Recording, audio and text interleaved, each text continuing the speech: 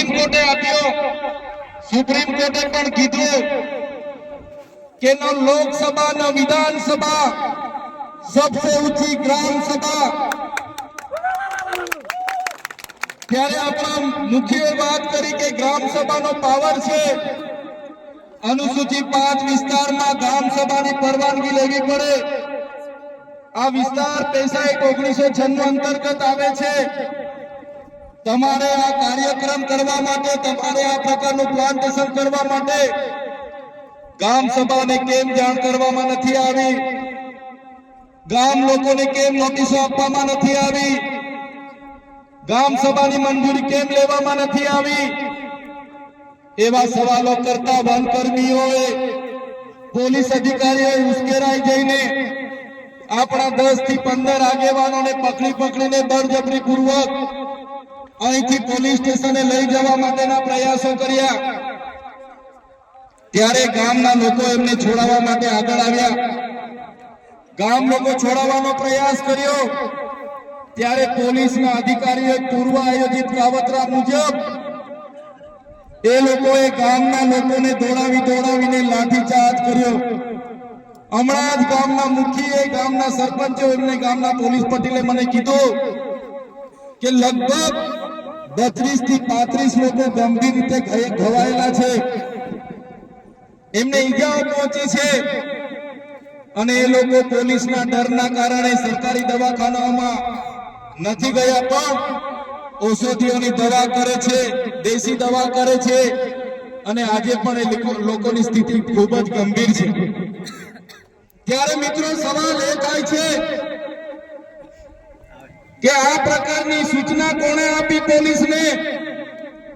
કયા ભાજપના નેતાઓએ પોલીસને મોકલ્યા? કયા ભાજપના નેતાઓના ઈશારે લાઠીચાર્જ થયો? કયા ભાજપના નેતાઓના ઈશારે અહીંયા 27 જેટલા ટીયર ગેસ છોડવામાં આવ્યા? અને કયા ભાજપના નેતાના ઈશારે અહીંયા 50 થી પણ વધારે રાઉન્ડ ફાયરિંગ કરાવવામાં આવ્યું? આ ફાયરિંગમાં નાસભાગ કરતા ઘણી માતાઓ, ઘણા બહેનો, ઘણા વડીલો ઈજા પામેલા છે। ત્યારે સાથીઓ, આપણો આદિવાસી સમાજ સંવિધાન અને સંવાદમાં માનનારો છે। આપણા લોકોએ સંવિધાનની વાત કરી, સંવાદની વાત કરી અને વન અધિકારીઓ અને પોલીસ અધિકારીઓએ એમનો સત્તાનો ઉપયોગ કર્યો। ભાજપના નેતાઓના ઈશારે આપણા લોકોને ડરાવવાનો, ધમકાવવાનો ઉપયોગ કર્યો, આપણા લોકો પર લાઠીચાર્જ કર્યો। ત્યારે આ ભાજપની સરકારને, એમના એસપી ને, એમના ડીવાયએસપી ને, એમના ડીસીએફ ને આ ચૈતર વસાવા કહેવા માંગે છે, અમે આદિવાસી લોકો સંવિધાનમાં માનનારા છે, અમે આદિવાસી લોકો સંવાદમાં માનનારા છે, અમારા આદિવાસી લોકોને તમે છંછેડશો, અમે સંવિધાનને હવે સંવાદ સાઈડ પર મૂકીશું। એ દિવસે અહીંયા હાર-પારની લડાઈ થવાની છે।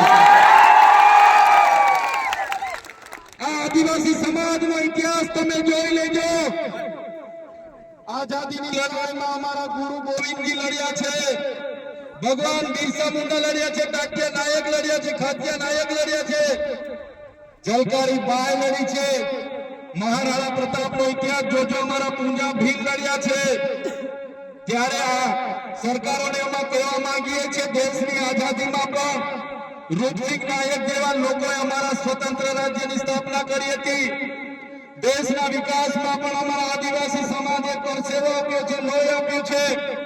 દેશના વિકાસમાં જ્યાં ડેમોની જરૂર પડી, અમારા લોકો વિસ્થાપિત થયા છે। કોરિડોરની જરૂર પડી, અમારા લોકો વિસ્થાપિત થયા છે।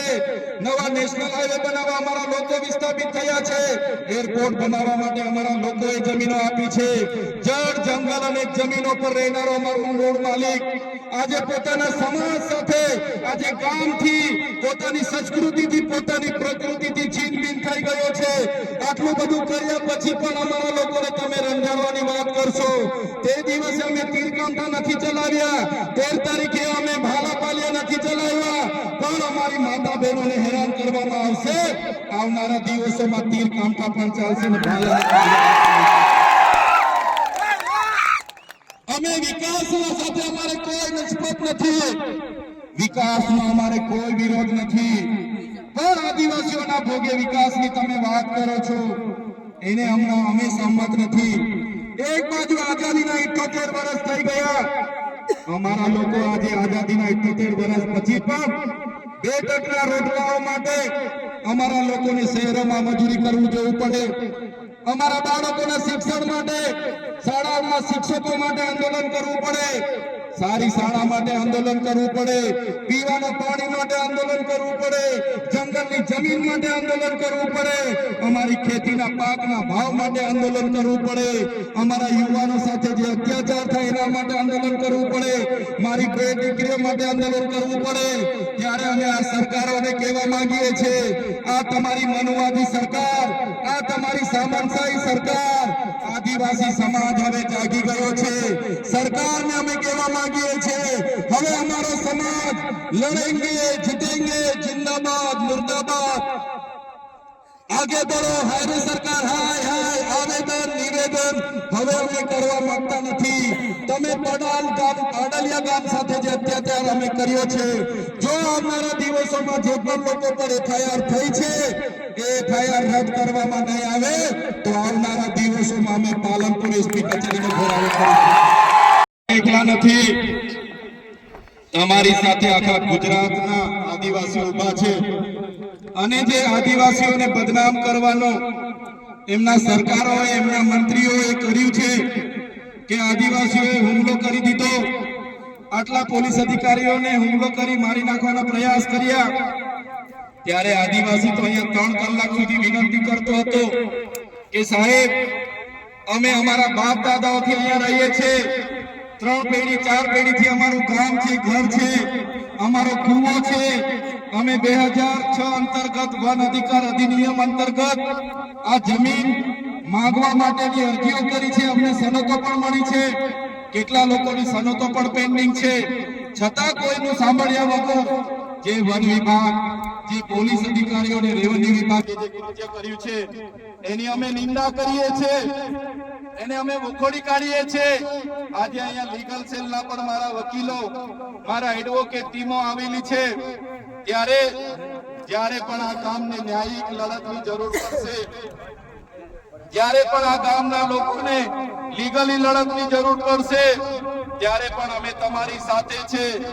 અને જો આવનારા દિવસોમાં જે લોકોના આદેશોથી અહીંયા હિંસા થયેલી છે એ લોકો પર એફઆઈઆર કરવામાં નહીં આવે, કાં તો આપણા લોકો પર થયેલી એફઆઈઆર રદ કરવામાં નહીં આવે, તો આવનારા દિવસોમાં પાલનપુર જિલ્લા કચેરી ખાતે ખૂબ મોટું આંદોલન કરવા આપણે બધાએ પહોંચી જવું પડશે. એના માટે પણ અમે આહવાન કરીશું.